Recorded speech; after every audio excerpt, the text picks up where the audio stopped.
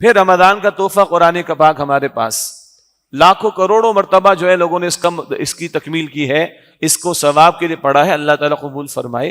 مگر یہ قرآن ہمارے پاس ہے، رمضان چلا گیا، اس کا تحفہ وہ قرآن پاک مجھے اور آپ کو دے دیا۔ اب اس قرآن پاک کے ساتھ تعلق کیسا ہے؟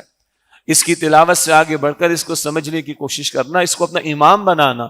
تکمیل قرآن کے موقع پر دعائیں بھی ہو گئی، کچھ لگا مٹھائی بھی بہت جگہ تقسیم ہو گئی، مگر اسی تکمیل قرآن کے موقع پر دعا ہم نے کی تھی وَاجْعَلْهُ لَنَا إِمَامًا، اللہ اس قرآن کو ہمارا امام بنا دے۔ تو کیا آج ہمارے لیے وہ امام بن رہے؟